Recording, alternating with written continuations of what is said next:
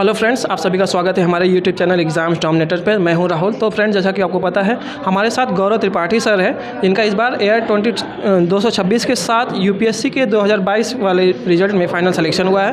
और सर इससे पहले भी यूपीएससी का इंटरव्यू दे चुके हैं, यूपी पीसीएस का इंटरव्यू दे चुके हैं। तो चलिए सर से ही जानते हैं सर की जर्नी कैसी रही अभी तक की। सर, सबसे पहले तो हमारी तरफ से और हमारे यूट्यूब चैनल की तरफ से आपको बहुत बहुत बधाई। जय हिंद सर, बहुत बहुत धन्यवाद। और सर, जर्नी यही रही कि ऊपर नीचे अप्स एंड डाउन्स आते रहे, जो नॉर्मल होते हैं, एक्सेप्ट करना चाहिए। और 2020 में सेलेक्टेड था यूपी पीसीएस में, उसको भी छोड़ा है प्रॉपर। इस बार यूपी पीसीएस में फेल हुआ हूँ, यूपी पीसीएस में रिज़ल्ट नहीं आया, तो ये भी जर्नी में डाउन्स आए। और अभी जाके अब लग रहा है कि आईपीएस मिलेगी इस बार। तो सर, सबसे पहले तो मैं यही जानना चाहूँगा कि आपका एजुकेशनल बैकग्राउंड वगैरह क्या रहा, प्रारंभिक शिक्षा दीक्षा कहाँ से कैसे आपने पूरी की? देखिए, प्रारंभिक शिक्षा जो बहुत स्टार्टिंग में थी तो कोटा राजस्थान से हुई थी, क्योंकि पापा आर्मी पर्सनल थे, उनकी पोस्टिंग के हिसाब से थी। फिर जब वो रिटायर हो गए 2001 में, तो हम लोग गोरखपुर आ गए। फिर गोरखपुर में मैंने यहाँ पे प्रारंभिक शिक्षा अपनी की। उसके बाद हाई स्कूल और इंटर मैंने राजकीय जुबली इंटर कॉलेज से किया है। और यहाँ से फिर उसके बाद मैंने IIT JEE का एग्ज़ाम दिया और IIT रुड़की से अपना बीटेक कंप्लीट किया। 2018 मेरा बीटेक कंप्लीट हुआ है जी। और सर, आपका फैमिली बैकग्राउंड वगैरह क्या रहा है? फैमिली में और कौन कौन लोग हैं माता पिता के अलावा? फैमिली में मेरे 2 भाई हैं और मेरा एक प्यारा शेरू है। अभी कुछ दिनों से एक चिड़िया थी, वो उड़ गई। तो बस यही है मेरी फैमिली, छोटी सी फैमिली जी। और सर, मैं शुरुआती दौर की बात करना चाहूँगा। शुरुआती दौर में जब आप बता रहे कि आप पहले कोटा में थे, फिर गोरखपुर शिफ्ट हुए पिताजी की जॉब रिटायरमेंट की वजह से, तो शुरुआती दौर में क्या क्या चैलेंजेस फेस करने पड़े आपको? देखिए, चूँकि पापा आर्मी में थे और पेंशन के बदौलत थे, हम लोग जब गोरखपुर आए थे पेंशन के बदौलत थे, और पेंशन बहुत कम आती थी। आर्मी की पेंशन बहुत कम होती है। अभी 1 रैंक 1 पेंशन आई है, तो अच्छी खासी हो गई है। तो उस समय ये था कि अब अपनी आजीविका लाइवलीहुड कैसे चलाई जाए। तो फिर हम लोगों ने डिसाइड किया कि जनरल स्टोर की दुकान खोलेंगे और इसको चलाएंगे। तो पूरी फैमिली हम लोग जनरल स्टोर की दुकान चलाते थे। और हम लोग ने कभी कोई एक्सपीरियंस था नहीं जनरल स्टोर की दुकान चलाने का, नहीं समझ में आता था कि किससे उधार ले जा रहे हैं तो कैसे पैसे वापस मांगने हैं, उधार देना है कि नहीं देना है, क्या करना है, इमोशंस को कैसे कंट्रोल में रखना है। तो वो थोड़ा सा बहुत ज़्यादा चैलेंज फील होता था पब्लिक डीलिंग में।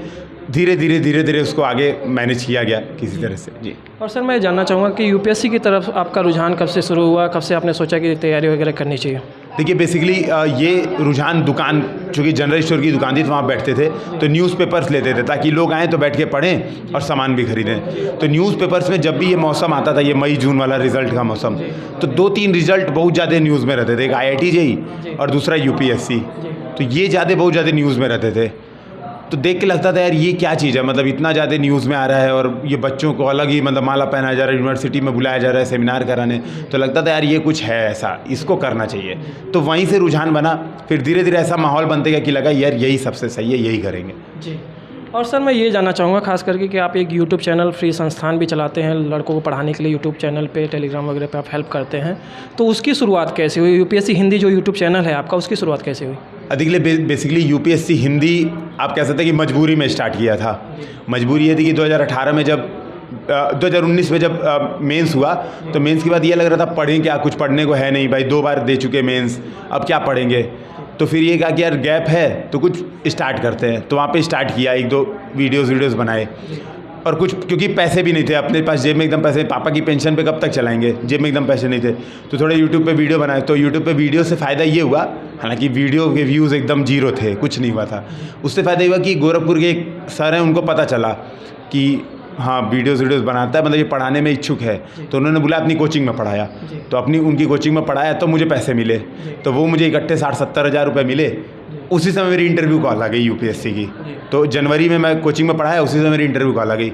वो 60-70 हज़ार रुपये मैंने मस्त उड़ाए, सूट वूट खरीदा, दिल्ली गए, क्योंकि नहीं मिलते तो अपने पास पैसे नहीं थे। तो ये अब उसके बाद मज़ा आने लगा। फिर लगा यार ये तो बहुत सही है, मजबूरी में कोई चीज़ स्टार्ट किया तो बड़ा सही है कि यार कि पैसे भी आ रहे हैं इससे, लोग भी जान रहे हैं। तो फिर ये लगा कि यार ये चलाएंगे उस चैनल को। फिर क्या किया, चैनल स्टार्ट किया था UPSC हिंदी विद गौरव नाम से। फिर उसको क्या किया, उसमें रमन आ गए, मेरे बड़े भैया आ गए, पल्लव आ गया, निशांत सर आ गए। फिर हम लोगों ने उसको एक पूरा ऑर्गेनाइजेशन बना के विद गौरव हटा दिया, UPSC हिंदी बना दिया। जी। तो सर मैं ये जानना चाहूँगा खास करके कि जब आप पढ़ा रहे थे और काफ़ी बच्चे आपकी पढ़ाई में सक्सेसफुल हो रहे थे और आप अनसक्सेसफुल हो रहे थे, दो तीन चार अटेम्प्ट लगे, चौथे अटेम्प्ट में आप इस बार यूपीएससी में सेलेक्ट हुए हैं। यूपी पीसीएस में पिछली बार के हमने आपका आयोग पे इंटरव्यू लिया था उसमें आप फेल हुए, तो उस समय कैसा फील हो रहा था? देखिए ऑब्वियस ही बात है, एक झटका तो लगता है, लेकिन दो चीज़ें हैं। मतलब देखिए मैं फेल हुआ था, अभी जब मैं बता रहा हूँ जब यूपी पीसीएस का रिजल्ट आ रहा था तो हम लोग ये सोच रहे थे कि मैंने जीएस इतना ज़बरदस्त दिया था, जीएस का पेपर इतना बढ़िया होता है यूपी पीसीएस का। मैं यही सोच रहा था यार मेरी या तो फर्स्ट रैंक रहेगी, मतलब टॉप 10 में तो मेरी रैंक रहनी श्योर है। मुझे ये अंदर से कॉन्फिडेंस था कि मैंने इतना बढ़िया फोड़ा है कि कोई माई का लाल नहीं रोक सकता है। और फिर निशान भैया जो थे, मतलब निशान सर हमारे, वो कह रहे थे यार अगर बहुत बुरा भी हुआ, मान लो 10 रैंक में नहीं आई क्योंकि जनरल कैटेगरी है, तो डीएसपी तो श्योर है क्योंकि डीएसपी की सीटें 95 है, तो यही हो रहा था कि डीएसपी तो मिल ही जाएगी। अब जब लिस्ट आई, पहले एसडीएम में खोजे नहीं दिखा, डीएसपी में खोजे नहीं दिखा, फिर क्या यार ये तो कुछ नहीं हुआ। अब देखिए पासा 1 महीने में कैसा पलटा कि अब सीधे आईपीएस मिल जाएगी हो सकता है और सीधे एसपी, तो जहाँ पे डीएसपी। तो मैं यही बेसिकली कहना भी यही चाहता हूँ कि वो झटका लगता है जो आप कह रहे हैं ना कि फेल हो गए, आपके स्टूडेंट सेलेक्ट हो रहे हैं और स्टूडेंट एसडीएम बन रहे हैं, प्रॉपर उन्होंने बोला भी है कि ये मैं जानता हूँ सर, है ना। तो वो क्या हो रहा है, वो आप देखिए कितनी जल्दी लाइफ पलटती है, तो अपने ऊपर भरोसा रखना होता है। रही बात एज अ टीचर, देखिए एज अ टीचर मैं टीचिंग करता हूँ और एज ए एग्ज़ाम एस्पिरेंट की बात होती है, तो एस्पिरेंट में हो सकता है मेरे अंदर कुछ कमी हो, है ना। तो टीचर और एस्पिरेंट बनना थोड़ा अलग चीज़ है, इस वजह से असफलता हो रही थी। जी सर मैं उसी पे आना चाहूँगा, खास करके टीचर्स की जो आप बात करें, काफ़ी सारे स्टूडेंट का जब से ये रिजल्ट आया है तब से उनके मन में यही चल रहा है कि क्या गौरव सर अब पढ़ाएंगे कि नहीं पढ़ाएंगे, क्योंकि पुलिस सर्विसेज का एक जॉब एक बहुत हेक्टिक जॉब है, तो उसमें क्या वो समय निकाल पाएंगे नहीं निकाल पाएंगे। काफ़ी बच्चे कमेंट करें कि उनसे सर से ज़रूर पूछिएगा कि सर पढ़ाएंगे कि कंटिन्यू करेंगे कि नहीं करेंगे। देखिए अभी तो मेरा माइंड सेट एकदम क्लियर है कि अभी मुझे पढ़ाना है। अभी अगर मैं थोड़े शॉर्ट टर्म प्लान की बात करूँ, मेरे दिमाग में क्या चल रहा है मैं वो शेयर कर रहा हूँ, मे भी थोड़ा बहुत आगे पीछे हो सकती है। दिमाग में ये चल रहा है मेरे कि अभी मैं ट्रेनिंग पे जाऊंगा, सबसे पहले मैं ट्रेनिंग पे जाऊंगा लबासना में, 6 महीने की ट्रेनिंग करूंगा, तो उस बीच में पढ़ाऊंगा क्योंकि उसमें इतना समय मिल जाएगा कि मैं पढ़ा सकता हूं। और अभी जब अगस्त तक ट्रेनिंग में जाऊंगा तो जितने मेरे पेड बैचेस चलते हैं थोड़े बहुत छोटे छोटे प्राइजेस के, उसमें मैं सारी क्लासेस कंप्लीट करा दूंगा। ट्रेनिंग में मेंटरशिप प्रॉपर दूंगा, जो इस बार यूपी पीसीएस का मेंस दे रहे हैं और यूपीएससी का मेंस देंगे उनको प्रॉपर 1-to-1 मेंटरशिप दूंगा 100%, वो फ्री में रहेगी प्रॉपर, ये करूँगा। फिर लबासना की ट्रेनिंग बाद मैं एक्सटेंशन ले लूँगा, फिर मैं 1.5-2 साल मतलब नौकरी नहीं ज्वाइन करूँगा, तो मैं प्रॉपर उस समय कोचिंग पढ़ाऊँगा। फिर डिसाइड करूँगा कि मेरा एग्जैक्टली पैशन क्या फील आ रही है, तब मुझे लगेगा कि मुझे कोचिंग पढ़ाना है तो मैं कोचिंग पढ़ाऊँगा। मुझे लग रहा है नहीं यार कोचिंग मेरे वर्थ इट नहीं है, जितनी मैं एफर्ट डाल रहा हूँ उतना रिजल्ट नहीं आ रहा, तो फिर मैं कोचिंग छोड़ के फिर मैं ऑप्शन रखूँगा। जी मतलब आप दोनों ऑप्शन खुला रखेंगे कि आप पहले फिलहाल तो आप पढ़ाना चाहेंगे बच्चों तो अभी केवल पढ़ाऊँगा, अभी 2 साल तो कोई सेकेंड थॉट है ही नहीं, केवल पढ़ाऊँगा। 2 साल के बाद डिसाइड करूँगा जो एक्सटेंशन के बाद कि अब क्या करना है। जब फाइनल लिस्ट में आएगा कि अब ज्वाइन करो या छोड़ो, तब सोचेंगे उसके बारे में। बिल्कुल ठीक है। तो सर सबसे पहले अब मैं पीटी पे आना चाहूँगा। पीटी संडे को है और काफ़ी बार बच्चों के मन में काफ़ी एंजाइटी हो जाती है एग्ज़ाम से पहले, और मैं एक चीज़ क्वेश्चन और ऐड ऑन करना चाहूँगा इसमें कि कितने प्रश्न अटेम्प्ट करने चाहिए यूपीएससी की इस बार की पीटी में जो सेफर साइड हो बच्चों के लिए? देखिए 2 अप्रोच हैं। जैसे पहली बात तो मैं एक चीज़ सीधे अपने स्टूडेंट से बोलूँगा, कॉन्फिडेंस बहुत रखिए। मैं आपको एक चीज़ दिखाता हूँ, अभी मैं आपको मोबाइल में दिखाता हूँ प्रॉपर। मेरी दीदी है, महक नाम है उनका, और मैं जनरली मतलब ये बातें शेयर नहीं करता हूँ, लेकिन चूंकि ये स्टूडेंट्स में ना ये प्रॉब्लम है। अब आप यहाँ पे देखिए, इसके मार्क्स देखिए इनके, आप देखेंगे ये देखिए जीएस पेपर 1 में 94 मार्क्स हैं, पेपर 2 में देखिए 62। आप समझ रहे हैं, इनको डर ये था कि पेपर 1 में फेल हो जाएंगी और बहुत ज़्यादा डिमोटिवेटेड थी। मैंने कहा बिंदास अटेम्प्ट करके आइए पेपर, आप नहीं फेल होंगे, अपने ऊपर भरोसा रखो, क्योंकि बहुत मेहनती हैं। मतलब मैं बता रहा हूँ इतनी मेहनती, मतलब लोग बहुत कम दिखते हैं, बहुत मेहनत करती हैं, पढ़ती रहती हैं पूरे दिन। मैं कहता था भाई कॉन्फिडेंस रखो, यही मैं समझाता था, कॉन्फिडेंस रखो पास हो जाएंगी। पेपर 1 में देखिए कट ऑफ से एक्स्ट्रा मार्क्स है, जनरल कैटेगरी से भी कट ऑफ से ज़्यादा नंबर है, 94 नंबर, जो कि पार हो जाता है। पेपर 2 में ध्यान देना भूल गई और पेपर 2 में फेल हो गई। ये बहुत बड़ी मिस्टेक होती है। हम क्या करते हैं ना, पेपर 2 को एकदम हल्के में लेते हैं कि सीसैट तो क्या ही है, पार हो जाएंगे सीसैट। यूपीएससी का सीसैट चैलेंजिंग है, और इसके लिए ना मतलब ऐसा नहीं, शॉर्टकट कुछ नहीं है कि आप सोचे कि यार आज मेरे 30 आ रहे, कल एग्जाम में देने जाऊंगा मेरे 66 पार हो जाए, इम्पॉसिबल है, होगा ही नहीं। तो ये बात को माइन्यूट नहीं समझ के, यही सजेशन है मेरा, कुछ फार्मूला पेपर 2 खास तौर पे आप कुछ फार्मूलेज जो हैं, छोटे छोटे फार्मूले, उनको देख के जाइए। रीडिंग कॉम्प्रिहेंशन पे थोड़ी अभी प्रैक्टिस करिए, अभी 4-5 दिन बचे हुए हैं। जो भी आप क्या कर सकते हैं, इस पर प्रॉपर प्रैक्टिस कर सकते हैं। 15-20 क्वेश्चन क्यों? जीएस में अगर ना मान लीजिए आपके 98 की जगह आपके 96 आ रहे हैं सपोज, तो आपको एक बार को क्लियर हो सकता है कि यार जीएस में कट ऑफ 90 चली जाए, जीएस का कट ऑफ डाउन हो जाता है क्योंकि सीसेट इतना। लेकिन सीसेट में अगर आपके 65 भी आ रहे हैं ना, अभी आपने देखा 63 आए थे, 65 भी आ रहे हैं तो मतलब आप फेल हैं, श्योरिटी के साथ आप फेल हैं। तो GS2 ध्यान दीजिए। प्रीलिम्स के लिए अभी जो आपके पास 3-4 दिन समय बचा, अपना हेड एकदम ऊंचा रखिए, अपने आप को ऐसे डाउन होने ही नहीं देना। अपने आप को ये मानना है कि मुझे सब आता है, क्योंकि जो नहीं आने वाली फीलिंग वो कभी नहीं जाएगी। और जो लास्ट बात है, अभी आखिरी 3 दिन में ये बना के रखना है, कट ऑफ 45 से 50% कट ऑफ है। तो क्यों इतना पैनिक लेना है कि मेरा हिस्ट्री नहीं रिवीजन हुआ, मेरा करंट रह जा रहा है, मैं ये पढ़ रहा हूँ तो मेरा ये छूट रहा है। छोड़ो यार, 1-2 चीज़ें, कोई दिक्कत नहीं है, अभी पढ़ा तो है पूरे साल। ऐसा नहीं हुआ एक दिन में शॉर्ट टर्म मेमोरी वो गजनी बन जाएंगे, ऐसा करता ही नहीं होगा। तो सीधी बात है, आप 1-2 चीज़ें छूट रही है तो जाने दीजिए, कॉन्फिडेंस इतना रखिए कि मैं तो कर दूंगा भाई। और 2 सेक्शन है, जैसे पॉलिटी फोड़ के आइए एकदम, बहुत इजी पेपर पॉलिटी के आज तक बनाए, यूपीएससी वाले कभी टफ बनाते नहीं है। करंट अफेयर्स फोड़ के आइए, तो ये चीज़ें कुछ मैनेज कर लीजिए, एग्ज़ाम एकदम आराम से होगा। जी, तो सर मैं ये जानना चाहूँगा, हालांकि लास्ट ईयर से इस बार हिंदी मीडियम का जो रिजल्ट है इम्प्रूव हुआ है, बट बेसिकली जो आप बता रहे थे सीसेट की प्रॉब्लम, सीसेट की दिक्कत काफ़ी हिंदी मीडियम के छात्रों को अक्सर रहती है। तो उसके लिए जैसे वो क्या करें? हालांकि अभी तो 3 दिन में कुछ नहीं कर सकते, लेकिन नेक्स्ट जो अटेम्प्ट जो दे रहा है उसके लिए वो क्या करें? रियली मैं भी यही कह रहा हूँ, 3 दिन में अब नहीं कुछ कर सकते हैं बहुत ज़्यादा।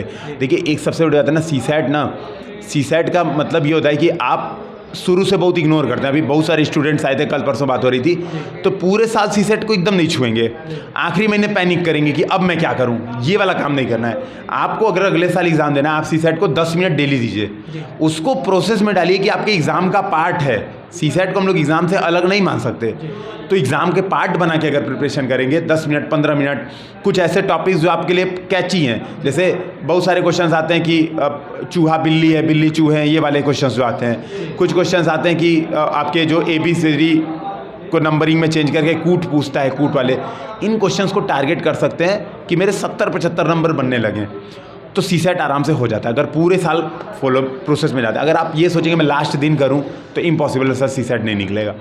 तो सर ये जो लास्ट के 2-3 दिन बचे हुए हैं, जिसमें एंजाइटी काफ़ी होती है, बच्चों को नींद नहीं आती है, काफ़ी बार टेंशन में वो हताश, जैसे आप बता रहे थे कि आपकी दीदी हैं वो निराशा मतलब हताशा में वो जो है क्वेश्चन कितने अटेम्प्ट लेने चाहिए बच्चों को? अगर जो PT देने जा रहे हैं परसों संडे को, तो कितने क्वेश्चन अटेम्प्ट करें जिससे वो सेफर साइड में रहे? देखिए, कट ऑफ मान के ये हम चलते हैं जनरली कि 100 नंबर हमें लाने, हमारा टारगेट ये होता है 100।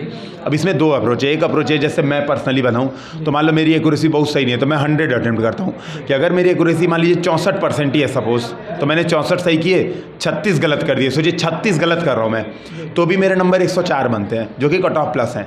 एक दूसरी अप्रोच होती है, लोग सोचते हैं कि मैं फर्स्ट अटेम्प्ट में, जैसे जब मैं पहली रीडिंग कर रहा हूँ पेपर को, तो मान लो मैंने 60 का अटेम्प्ट कर लिया सपोज, तो मुझे लगता है कि ठीक है अब स्लो हो जाना चाहिए और 80 जाते तक, 85 जाते तक रोक देना चाहिए।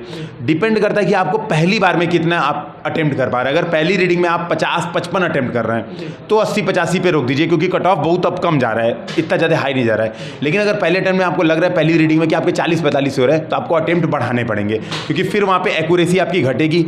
कम एक्यूरेसी का मतलब है आपको ज़्यादा अटेम्प्ट करके या आप थोड़े नंबर 1-1, 2-2 नंबर वहाँ पे खिसका सकते हैं। तो ये मेरे हिसाब से अटेम्प्ट, हाँ एक जो आप रेंज पूछ रहे हैं, मेरे हिसाब से 90 ±5 ये रेंज होनी चाहिए। 85+ तो अटेम्प्ट कोशिश करनी ही चाहिए करने की, बशर्ते कि आपको कोई ऐसी कैटेगरी ना हो जिसमें कट ऑफ बहुत कम जाता हो। जी तो सर सबसे पहले मैं ये जानना चाहूँगा, खास करके आपका इस बार हो सकता है IPS ही मिलेगा जहाँ तक मुझे उम्मीद है, तो आप जब पुलिस सर्विसेज में जाएंगे तो उसमें क्या क्या सुधार करेंगे?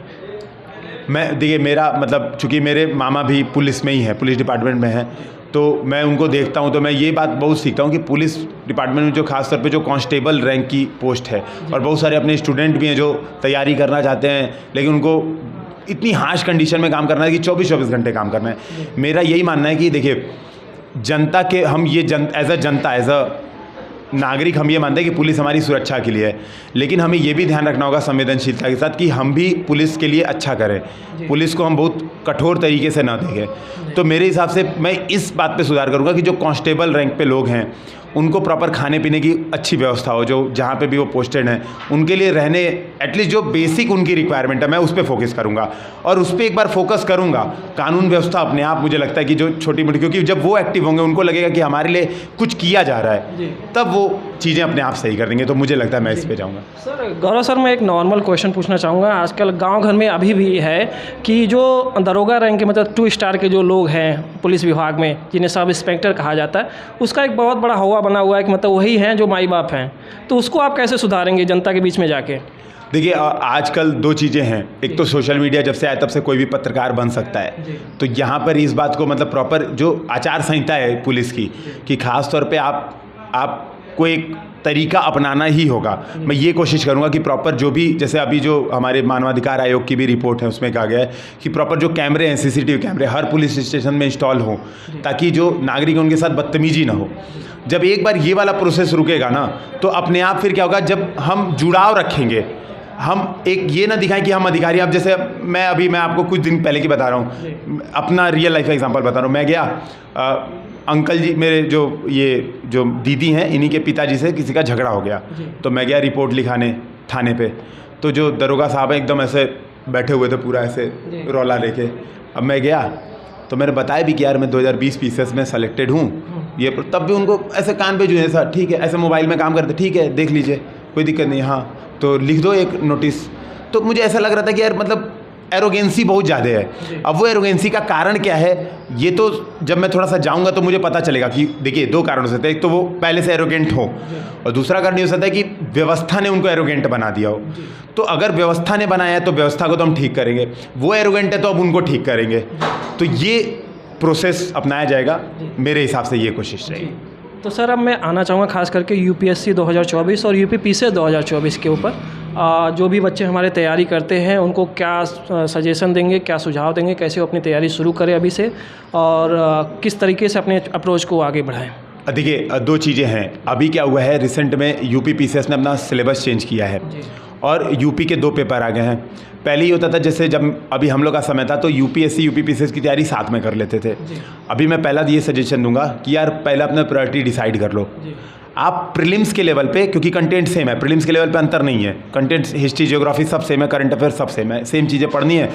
प्रीलिम्स के लेवल पे आप एक बार दोनों चीज़ों को साथ में लेके चल सकते हैं। लेकिन जब आपका प्रीलिम्स हो रहा है और मान लीजिए आपका दोनों में प्रीलिम्स हो रहा है, सपोज आपने ऐसा प्रीलिम्स दिया, UPSC भी निकल रहा है, UP PCS भी निकल रहा है, मेरे हिसाब से आपको मामला सीधे क्लियर कट करना चाहिए कि मुझे एक एग्जाम देना है।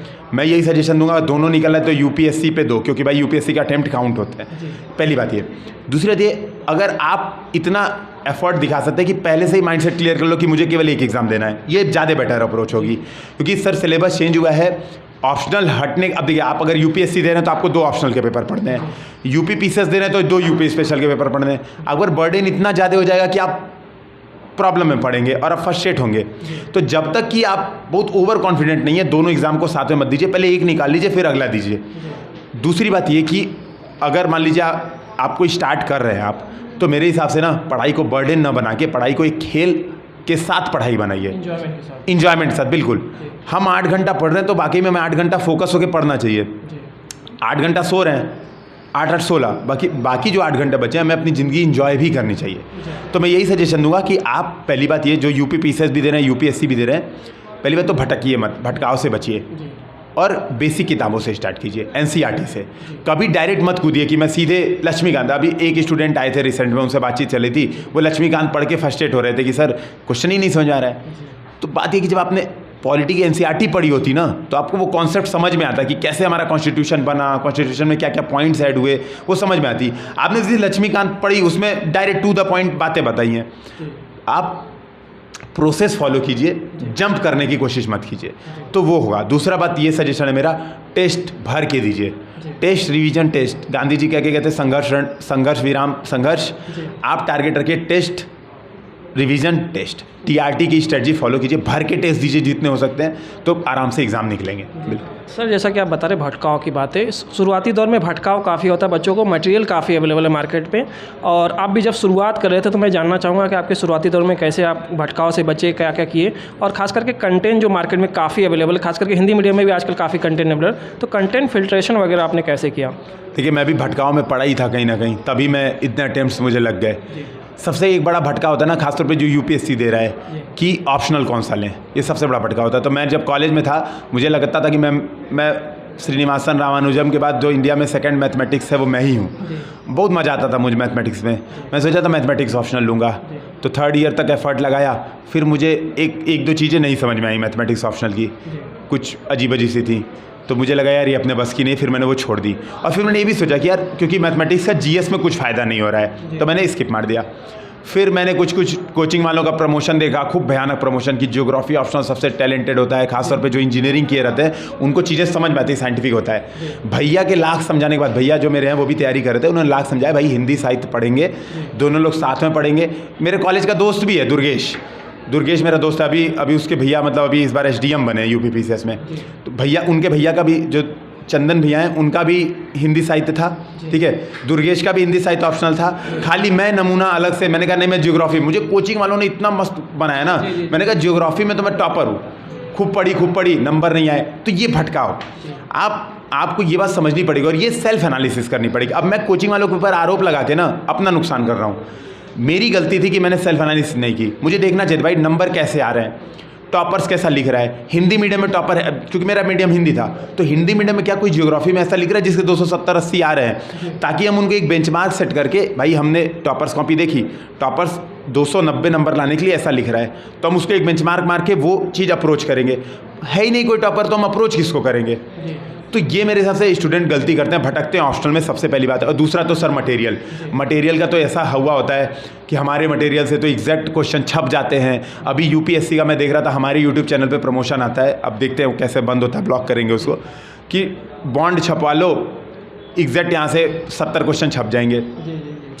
फिर एक ऐसे ही मतलब अलग अलग आते हैं कि हमारे यहाँ से UPPCS में 200 क्वेश्चन छप जाते हैं। वो बच्चों को ना, जो खास तौर पे नए बच्चे, देखिए जिसने एक बार धक्का खा लिया, प्री दिया, नहीं हुआ ना, वो समझ जाता है कि यार ये मटेरियल्स किसी काम के नहीं है।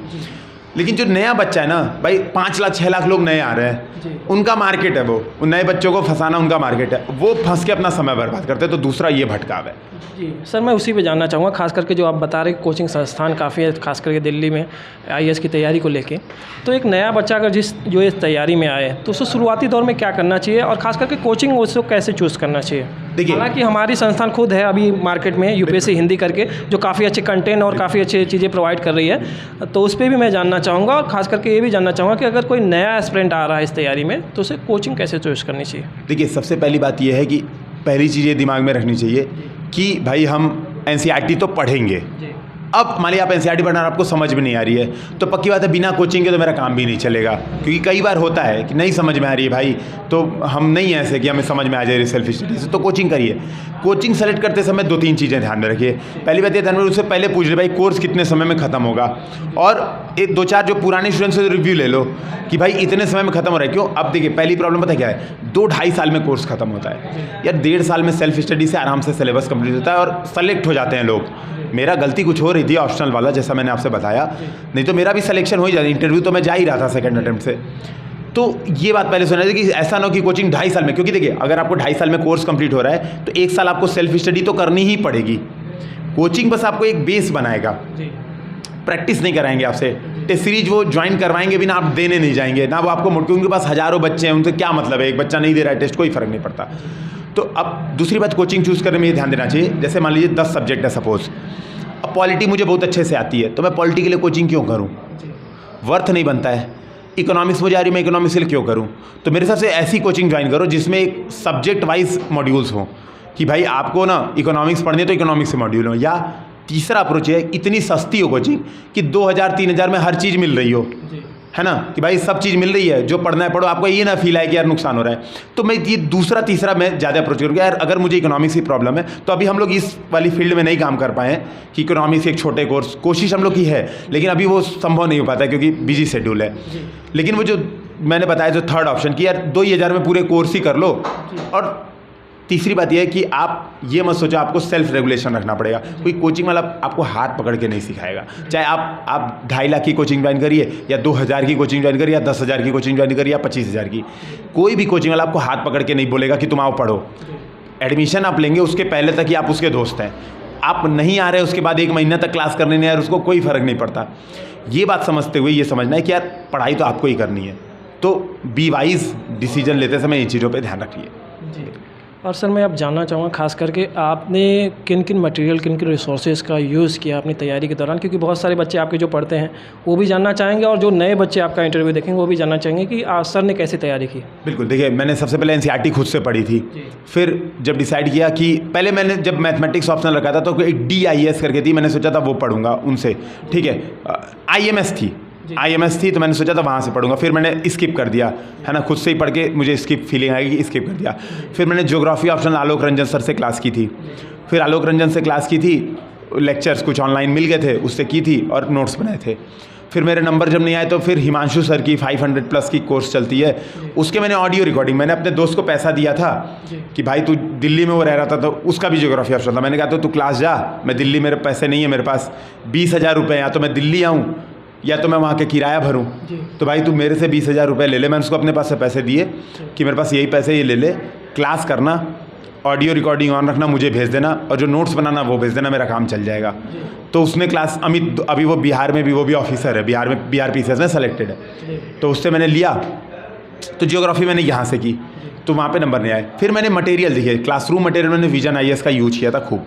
मेंस की टेस्ट सीरीज भी इन्हीं का सॉल्व किया था विजन IAS का, जब तक हम लोग ने अपना UPSC हिंदी का नहीं स्टार्ट किया था। तो ये प्री की टेस्ट सीरीज भी पेड नहीं ज्वाइन की थी मैंने कभी, लेकिन मार्केट में मिल जाती है। इवन मार्केट में, मैं इस बात को खुलेआम बोलता हूँ, हम लोग की टेस्ट सीरीज भी लीक हो जाती है, उसको कोई रोक ही नहीं सकता, असंभव है। तो ठीक है यार, अगर आप स्टूडेंट हो, आपको नहीं लग रहा है कि मुझे पैसे दे के फ्री में कर लो यार, मिल जाती है तो फ्री में यूज़ कर लो। तो ये रिसोर्स रहे हैं। हिंदी साहित्य जब ऑप्शनल लिया था तो दृष्टि का मटेरियल खूब पढ़ा था, क्योंकि दृष्टि का मटेरियल अच्छा है, कंटेंट है, तो उसमें फिर क्वेश्चन आंसर फॉर्मेट में हमने क्या किया था ना, दृष्टि के मटेरियल से अपना मटेरियल बना लिया था। तो जैसे मैंने और सत्यप्रकाश जो मेरे बड़े भैया हैं, हमने क्या किया था, दृष्टि के मटेरियल से to the point previous year question ले लेके अपना मटेरियल बना लिया था। तो ये अप्रोच लगाई थी, ये सोर्सेज थे बेसिकली। हाँ। और सर जैसा कि आप बता रहे बार बार UPSC हिंदी जो आप बता रहे हैं, तो UPSC हिंदी चैनल मतलब आपका जो भी पेड कोर्स है 3,500 हज़ार समथिंग है सब मेरे हिसाब से, अगर वो कोई ज्वाइन करना चाहे नया बच्चा, तो उसके लिए क्या क्या फैसिलिटीज़ है अपने पास? देखिए हम लोग के पास अभी 2 कोर्सेज चल रहे हैं, चूँकि अलग अलग स्टूडेंट्स होते हैं, तो मैंने जो आपसे कहा ना कि हमें मॉड्यूल कोर्सेज होने चाहिए। तो एक कोर्स है बेसिक कोर्स, जैसे एक बच्चा है जिसको अभी तैयारी के बारे में कुछ आइडिया नहीं है, वो जीरो से, उसको 2 दिन पढ़ता है, उसका दिमाग क्लियर नहीं होता है कि यार अब मैं क्या पढ़ूँ। तीसरे दिन पढ़ता है, उसको माइंड सेट क्लियर नहीं होता है। तो हम लोग का एक फाउंडेशन कोर्स है, उसकी फीस 2500 है, 3.5 नहीं है, 2500 ही है। उसमें क्या करते हैं हम लोग, NCERT 6 से 12 की पूरी डिस्कशन करते हैं बहुत डिटेल में, प्री में कैसे होता है, मेंस में कैसे क्वेश्चंस आते हैं, मेंस में क्वेश्चन का आंसर कैसे लिखते हैं, सब डिस्कशन करते हैं प्रॉपर। उसी में 100 घंटे की एडवांस प्रीलिम्स फोकस क्लासेस दी जाती हैं कि ये रटो, प्रीलिम्स में ये रट के जाना है, काम हो जाएगा प्रीलिम्स में, उसमें ये कराया जाता है। एक दूसरा कोर्स है ध्रुव क्या है, वो केवल मेंस फोकस्ड है। तो अब कई बच्चे ऐसे होते हैं जिन्होंने बेसिक कई जगह कोचिंग कर रखी है, भाई दृष्टि में पढ़ रखा है, विजन में एक बार क्लासरूम कर रखा है, तो उनको NCERT क्यों पढ़वाना है, उनके लिए ध्रुव। इसमें क्या है, मेंस का पूरा सिलेबस, UPSC का पूरा सिलेबस 500 क्वेश्चन से, UPPCS का पूरा सिलेबस 700 क्वेश्चन से टू द पॉइंट डिस्कस्ड है। तो जैसे अब मान लीजिए, जैसे सिलेबस का हिस्सा है सपोज अगर विकास से जुड़े मुद्दे, तो हम लोग एक प्रश्न बनाते हैं कि भारत में विकास से संबंधित प्रमुख चुनौतियां क्या हैं, समावेशी विकास के लिए क्या क्या तत्व योगदान दे सकते हैं। सपोज ऐसा क्वेश्चन बनाया, इसका आंसर करवा के वो विकास टॉपिक कंप्लीट करा दिया। इससे स्टूडेंट को पता चलता है कि इंट्रोडक्शन ये लिखना है, मेन बॉडी ये लिखना है, कंक्लूजन ये लिखना है, और उसका काम आसान हो जाता है। तो ये हम लोग चला रहे हैं अभी।